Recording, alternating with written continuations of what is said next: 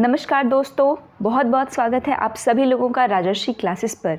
मैं प्रिया आज आपके साथ एक बार फिर सीटेट का जो पेपर है उसमें जो बहुत एक इम्पॉर्टेंट टॉपिक है टैग वर्ड्स का, जिसके अगर आप लास्ट टाइम पे प्रिपरेशन कर रहे हैं या फिर लास्ट टाइम रिवीजन कर रहे हैं या आपने कुछ नहीं भी पढ़ा है, शुरुआत से उतनी डिटेल में आपने नहीं पढ़ा है, तो ये टैग वर्ड्स कहीं ना कहीं आपके लिए एक वरदान साबित हो जाते हैं, क्योंकि इनमें कुछ ऐसे टैग वर्ड्स होते हैं जिनकी मदद से हम आंसर तक पहुँच सकते हैं। लेकिन वो तभी होगा जब आप इन टैग वर्ड्स को अच्छे तरीके से समझते हैं। तो आज की ये वीडियो हमारी इसी पर रहने वाली है कि टैग वर्ड्स को हम कैसे पहचानें, कैसे बेहतरीन तरीके से हम बिना आंसर को गलत किए हम इनको समझें। तो उसके पहले अगर आप पहली बार राजर्षि क्लासेस पर विजिट कर रहे हैं तो चैनल को जल्दी से सब्सक्राइब कर लीजिए, ताकि इसी प्रकार भविष्य में आपको जो कंटेंट वाली क्लास है, जो अच्छी क्लासेस होती हैं, वो आप तक सबसे पहले पहुंचे। इसके साथ ही बगल में बेल आइकन होगा, उसको भी ध्यान से प्रेस कर लें। तो आइए अब हम बिना देर किए अपने वीडियो को स्टार्ट करते हैं। तो सबसे पहले जैसा कि आपको दिख रहा है कि यहाँ पर हम पढ़ने वाले हैं पॉजिटिव टैग वर्ड्स को। पॉजिटिव टैग वर्ड्स हम उन टैग वर्ड्स को कहते हैं कि जो कि आपके लिए पॉजिटिव रोल प्ले करता है, जिसको आपको जब एग्ज़ाम में पेपर आएगा तो अगर आपको कहीं भी इस प्रकार से कोई शब्द दिखते हैं तो आपको उस आंसर को सही टिक करना है। समझ में आ रही है बात? जैसे कि अभी आपको धीरे धीरे पढ़ते पढ़ते समझ में आ जाएगा। जैसे फर्स्ट जो यहाँ पर है वो लिखा हुआ है आपका एक्टिव एंड अंडरस्टैंड। तो इसका मतलब है कि बच्चे को पूरे टाइम आपको क्या रखना है, एक्टिव रखना है। किसी भी क्वेश्चन में अगर बच्चा एक्टिवली पार्टिसिपेट कर रहा है, एक्टिविटीज़ कर रहा है, लर्निंग बाय डूइंग, कुछ प्ले व्ले टाइप कर रहा है जिसमें वो खुश है, एंजॉय कर रहा है, ठीक, तो वो बच्चे के लिए बेनिफिट में है। तो इस कारण से ये क्वेश्चन का आंसर हमेशा क्या होता है, पॉजिटिव होता है और आपको उसके साथ जाना है। जो चाइल्ड सेंटर्ड पूरी एजुकेशन है, तो बच्चे के हित में ही आपको चीज़ों को क्या करना है, सोचना है और बताना है। इस बात को याद रखें। दूसरा है अंडरस्टैंड, समझना। कहीं अगर लिखा है कि बच्चा जो है चीज़ों को समझ के कर रहा है, तो वो एक पॉजिटिव चीज़ होती है, ठीक। Next is your 21st century skill. जब से NEP 2020 लागू हुआ है तब से बहुत सारी ऐसी स्किल्स आ गई हैं जिसको ये लोग पेपर में देते हैं, जिसमें से कि आपकी मेटाकॉग्निशन, ये स्किल नहीं है बल्कि मेटाकॉग्निशन का क्वेश्चन बहुत बार आया हुआ है, जो पहले नहीं था अब आता है। जो क्या है, awareness about awareness, thinking about thinking. अगर मैं सरल शब्दों में कहूँ कि आपको पता है कि आप क्या सोच रहे हैं, क्यों सोच रहे हैं, that is your metacognition. Cognition है कि आप सोच रहे हैं लेकिन आपको पता है आप क्यों सोच रहे हैं, क्या सोच रहे हैं, तो ये आपका क्या हो जाएगा, metacognition. Clear? Yes. Decision making and critical thinking, that is your 21st century skill. कि बच्चा डिसीजन लेने में एबल हो पा रहा है, वो क्रिटिकल थिंकिंग कर पाने में सक्षम है, प्रॉब्लम सॉल्विंग, उसके अंदर प्रॉब्लम को सॉल्व करने की टेंडेंसी जनरेट हो रही है। तो ये सारी चीज़ें क्या होती हैं, ये सारी चीज़ें आपकी 21st सेंचुरी स्किल के अंदर हम पढ़ते हैं और इसका विकास हमें बच्चे के अंदर करना होता है। इसी कारण ये सारी चीज़ें पॉजिटिव टैग वर्ड्स के अंदर हम पढ़ते हैं। Learning, next is your learning. अब बच्चे की लर्निंग कैसे होनी चाहिए, क्या रोट मेमोराइजेशन होना चाहिए, एल्गोरिदम होना चाहिए, तो नहीं। लर्निंग कैसी होनी चाहिए, अगर आपको सही आंसर करना है तो लर्निंग बाय डूइंग होनी चाहिए, ठीक। देखिए, वैसे अगर मैं इसको आपको शॉर्ट में सबको बता दूं कि लर्निंग ऐसे ऐसे ऐसे होनी चाहिए, तो हो सकता है बहुत सारे लर्नर्स जो है उस चीज़ को रट लें, बट ये मैं आपको फिर से समझा रही हूँ कि ये रटने का टॉपिक बिल्कुल नहीं है। आपको सिर्फ बच्चे के बेनिफिट में जाना है, उसके हित में जाना है, और दूसरी सबसे इम्पॉर्टेंट चीज़ समझ के साथ, ठीक है। ऐसा नहीं कि बच्चा हर जगह, बच्चा बहुत जगह जो है बच्चा एंजॉय करता है तो क्या उसको प्ले टाइम ही दे दें, तो ऐसा भी नहीं। तो ज़रूरत है आपको एज अ टीचर अपने कॉन्सेप्ट को लगाने की। तो इसीलिए पूरी वीडियो को बहुत ही शांति से बैठ के ध्यान से समझिए। इसके बाद पूरे टैग वर्ड्स आपको एकदम क्लियर हो जाएंगे। बिल्कुल भी अच्छे से, बिल्कुल कॉन्फिडेंस के साथ बैठिए, ठीक। तो लर्निंग बाय डूइंग अगर बच्चा कर रहा है तो वो बहुत ही अच्छी चीज़ है। डिस्कवरी लर्निंग, बच्चा खुद से डिस्कवर करके, आपने उसको 2 चीज़ें बताई है, वो घर जाके 2 और खोज रहा है, वो बहुत अच्छी बात है। एक्सप्लोर कर रहा है अपने टॉपिक्स को, अपनी चीज़ों को। हैंड्स ऑन लर्निंग, हाथों हाथ बच्चा सीख रहा है कोई चीज़, तो वो भी बहुत अच्छी है। एक्टिविटी बेस्ड लर्निंग, ये सारे पॉजिटिविटी हैं जो कि बच्चे को हमें करने के लिए इनिशिएट करना है और बच्चे को सिखाना है, ठीक। Next is your errors. Very often हम देखते हैं कि अगर बच्चे गलती करते हैं तो लोग उसको गलत मानते हैं, ठीक।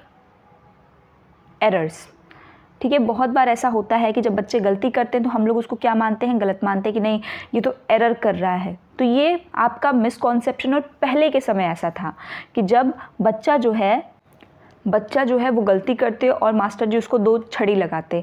तो ऐसा नहीं करना है। Mistakes are normal, clear, and they are the part of life. मतलब गलतियां हम सभी करते हैं, ठीक है। मिस्टेक्स जो हैं they are the part of life. वो गलत चीज़ नहीं होती है, सब गलतियां करते हैं, हम भी करते हैं, आप भी करते हैं, सभी करते हैं, और वो कॉमन होता है, वो नेचुरल होता है। इसके साथ ही यहाँ पर एक कॉन्सेप्ट दिया हुआ है आपका अल्टरनेट या फिर नेव कॉन्सेप्शन। ये क्या चीज़ होती है? बचपन से ही बच्चे के माइंड में कुछ ऐसी संभ्रांतियाँ बन जाती हैं जो आगे चल के वो उनको आगे तक कैरी करके आता है, और अगर उसको आगे भी मतलब स्पष्ट न किया जाए, साफ न किया जाए, तो हो सकता है वो लाइफ टाइम ही रहे। जैसे कि सबको लगता है कि जो अगर वो चल रहा है तो पेड़ उसके साथ चल रहे हैं, चंद्रमा उनके साथ चल रहा है, तो रीज़न उनको नहीं पता, बट कोई ना कोई फॉल्स चीज़ या फॉल्स कॉन्सेप्ट वो उसके साथ लगा करके हमेशा चलते हैं। तो इसको एज अ टीचर आपको बच्चे को डांटना नहीं है अगर उनके पास कुछ ऐसे कॉन्सेप्ट्स हैं। तो एज अ टीचर आपको क्या करना है? तो एज अ टीचर आपको through classroom discussions, through debates, आपको उन मिसकॉन्सेप्शंस को, उन अल्टरनेटिव कॉन्सेप्शंस को, उन नेव कॉन्सेप्शन को दूर करना है। Clear? They are usual and they are common, natural. Clear? Next is your assessment. Assessment बहुत इंपॉर्टेंट है, बार बार आता है। एक क्वेश्चन टैग वर्ड का ही नहीं बल्कि आगे भी आप देखेंगे 2 से 3 क्वेश्चन असेसमेंट के आते हैं। तो असेसमेंट क्या है? बच्चे का जो हम आकलन करते हैं। अब आकलन करते हैं तो आकलन करने की भी कई प्रविधियाँ होती हैं कि हम किसी मैटर से कर सकते हैं। तो यहाँ ये ध्यान दीजिएगा कि असेसमेंट फॉर लर्निंग पर आपको हमेशा फोकस करना है। किस पर करना है? Assessment for learning. एकदम इसको अपने दिमाग में बैठा लीजिए, फॉर, और इसी फॉर के आगे मेटिव लगा दीजिए, फॉर्मेटिव, फॉर फॉर्मेटिव। क्यों? क्योंकि हमेशा फॉर्मेटिव असेसमेंट जो है वो बेहतरीन होता है बच्चे के लिए, रेदर देन हम सबमिटिव यूज़ करें। तो सबमिटिव बोलेगा तो वो आपका उतना अप्रोप्रिएट नहीं होता है जितना फॉर्मेटिव होता है, और ट्रिक यही है। और साथ में कई असेसमेंट होते हैं, assessment of learning, assessment for learning, assessment in learning. तो इन सब में बेस्ट क्या है? तो बेस्ट है आपका असेसमेंट फॉर लर्निंग। और आप लर्न कैसे रखेंगे? क्योंकि सब कॉमन है, तो फॉर यहाँ का याद करिए कि फॉर्मेटिव में भी फॉर है, तो दोनों अच्छे हैं और आपको इसी के साथ जाना है। इसके साथ ही अगर मैं बात करूँ तो 360 डिग्री कंप्लीट असेसमेंट बच्चे का करना है। ये भी NEP 2020 के तहत मैं आपको बता रही हूँ। बच्चे का क्या करना है? 360 डिग्री कंप्लीट असेसमेंट। अब भाई ये 360 क्या होता है? तो अगर आपको पता है, तो अगर मैं ये बनाती हूँ आपका X axis and Y axis, तो आपको पता है एक 90 होता है, तो ये भी 90, ये भी 90, ये भी 90, तो पूरा कितना हुआ? 360 हुआ आपका। 9 4 जा 36। तो जो ये पूरा 360 है, तो आपको इसको एज अ चाइल्ड ट्रीट करना है कि ये एक बच्चा है और हमें बच्चे के संपूर्ण आयामों का क्या करना है? असेसमेंट करना है कि कहीं से कोई आयाम छूटे ना। सिर्फ उसको ये नहीं है कि सिर्फ किताबी कीड़ा ही बनाना है। ये आपके NEP 2020, इसके पहले वाले NEP में भी था, बट कंप्लीट असेसमेंट पे उतना फोकस नहीं दिया जा रहा था। तो यहाँ पर कंप्लीट असेसमेंट दिया गया है, तो यहाँ ब्लूम टेक्सोनॉमी का प्रयोग करते हुए इसको बताया गया है। किसके टेक्सोनॉमी का यूज़ किया गया है? ब्लूम की टेक्सोनॉमी। ब्लूम की टेक्सोनॉमी हम रेदर किसी वीडियो में डिस्कस कर लेंगे, बट उसमें कुछ इंपॉर्टेंट आपके डोमेन दिए गए हैं, जो 3 डोमेन हैं। कितने हैं? 3। और उनको याद करने का तरीका भी मैंने बताया हुआ है आपको, टोपी से CAP। बट ये CAP कैप आपकी लगाने वाली कैप नहीं है, बल्कि cognitive, affective and psychomotor domain है।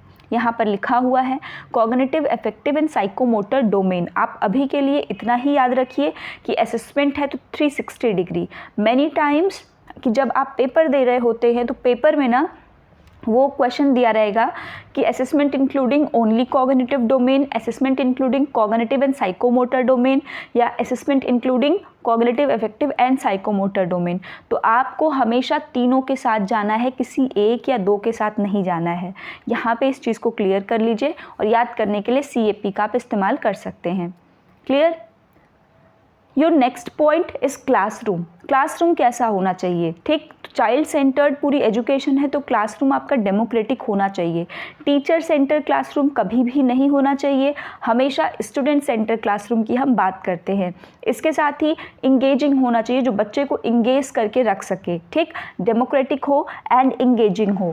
Next, connect examples with real life. आप बच्चे को कोई टॉपिक बता रहे हैं, पढ़ा रहे हैं, उसमें आप ऐसे एग्जाम्पल को यूज़ करिए जो बच्चे के रियल लाइफ से कनेक्ट हो, तभी बच्चा उस एग्जाम्पल के साथ आपकी कनेक्ट होकर के लर्निंग को क्या करेगा, बेहतर कर पाएगा। Promote mother tongue. आप देखेंगे जो न्यू एजुकेशन पॉलिसी 2020 है उसमें मदर टंग के ऊपर काफ़ी फोकस किया गया है कि क्लास 5 तक तो एटलीस्ट बच्चा अपनी मदर टंग में ही पढ़ेगा। तो जो मदर टंग है उसमें पढ़ाने के पीछे मेन रीज़न क्या है आप वो जानिए।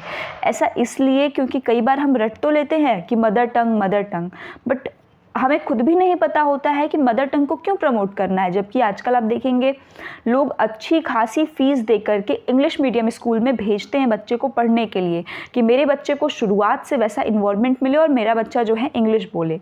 तो इसके लिए गवर्नमेंट ने मदर टंग पे इतना एम्फेसिस क्यों किया?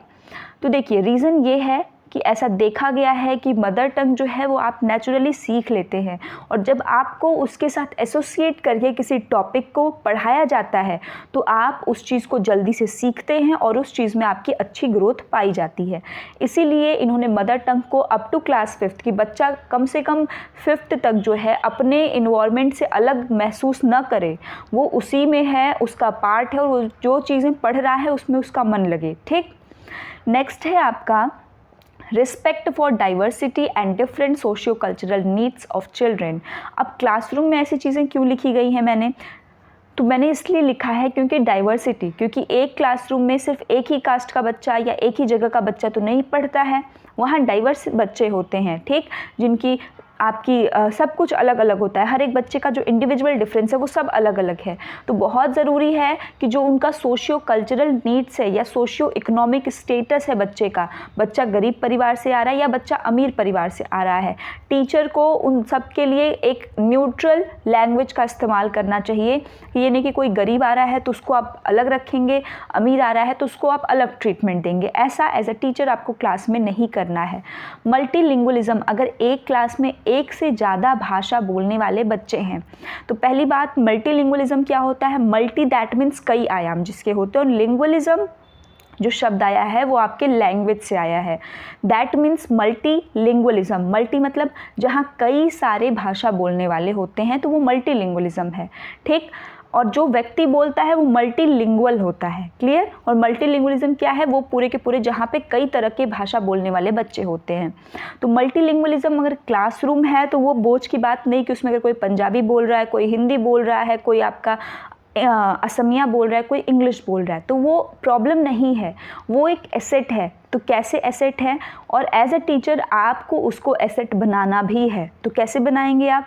तो जिसको जो लैंग्वेज आती है बच्चे क्लासरूम इंटरेक्शन के दौरान नेचुरली उसको सीख जाते हैं। जैसे अगर आपके दोस्त को कोई चीज़ आती है, जैसे बचपन में हमने देखा है, आप एग्जाम्पल से देखिए कि जैसे पेपर के थ्रू हम बोट बनाना सीखते, पेपर के थ्रू एरोप्लेन बनाए, पेपर के थ्रू अलग अलग गुलाब और क्या क्या चीज़ें बच्चे बना लेते थे। तो क्या सबको आती थी? नहीं, बट एक को आती थी तो उसने धीरे धीरे क्या किया, क्लास के अदर बच्चों तक अपने दोस्तों को बताया, देखो ऐसे नहीं ऐसे करो, तो वो बच्चे सीख गए, किसी ने उनको क्लासेस नहीं दी। तो उसी तरह सेम चीज़ में जब बच्चे दोस्त बनेंगे, कम्युनिकेशन करेंगे, और जब उसमें प्रॉब्लम आएगी तो वो खुद ब खुद एक दूसरे की लैंग्वेज को क्या करेंगे, अडॉप्ट कर लेंगे, और इस तरीके से मल्टीलिंगुअलिज्म आपके लिए भार नहीं बल्कि एक एसेट हो जाएगा, और ये बहुत अच्छी चीज़ होती है। तो पेपर में कभी भी मल्टीलिंगुअलिज्म आए तो आप निगेटिव उसके प्रति मत लगाइएगा। क्लियर? नेक्स्ट आपका है चिल्ड्रन, बच्चे। तो जो आपकी पूरी की पूरी शिक्षा है वो बाल केंद्रित ही है, टीचर सेंटर्ड नहीं है। टीचर सेंटर्ड आएगा तो वो निगेटिव बात है। Give space to individual differences, हर एक बच्चे की अलग अलग क्षमता होती है, हर एक बच्चे की अलग अलग नीड्स होती है। तो as a school authority, as a teacher आपको उसके नीड की रिस्पेक्ट करनी है। कोई बच्चा हो सकता है थोड़ा धीरे से सीखे, कोई जल्दी सीखे, तो आप क्लास में ही दो अलग अलग जगहों से, मतलब दो अलग अलग तरीक़ों से उनको कैटर कर सकते हैं, बट वो पॉजिटिव बेसिस पे होना चाहिए, इस तथ्य का आपको क्वेश्चन में जिक्र मिलेगा तभी। इंक्लूसिव एजुकेशन को प्रमोट करना है। अभी मैंने बात की इंक्लूसिव एजुकेशन क्या होती है, तो देखिए इंक्लूसिव जो सबको समावेशित कर ले, समावेशन जिसको कहते हैं, समावेशी शिक्षा, मतलब कि जिसमें कि अगर कोई बच्चा मेंटली रिटार्डेड है, कम सोच पा रहा है उसको भी, कोई विजुअली इम्पेयर्ड है, देख नहीं सकता उसको भी, कोई सुन नहीं सकता उसको भी, कोई ऑर्थोपेडिकली किसी के प्रॉब्लम्स जॉइंट्स में है वो बच्चों को भी, मतलब सबको, और जो नॉर्मल बच्चे हैं, जो एक्सेप्शनल बच्चे हैं, सबको आप एक ही क्लासरूम में एक ही छत के नीचे पढ़ा रहे हैं, दैट इज़ इंक्लूसिव एजुकेशन। उसको प्रमोट करना है हमको, ठीक। Next, curiosity and thinking. बच्चा कोई चीज़ सोच रहा है, आप बता रहे हैं, बच्चा अपना तर्क दे रहा है कि सर ये भी तो हो सकता है, तो डांटना नहीं है, उसको अपॉर्चुनिटी देना है, बच्चे की सोच को आपको क्या करना है, बढ़ावा देना है, ठीक। तो ये चीज़ें आपको करनी है। तो आज जो है आपके पॉजिटिव टैग वर्ड्स में ये आपके कुछ इंपॉर्टेंट पॉइंट्स थे।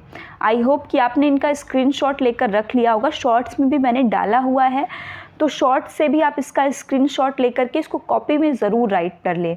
इनके साथ ही एक चीज़ जो मैं आपको हमेशा कहूँगी वो ध्यान रखिएगा, कॉन्टेक्स्ट।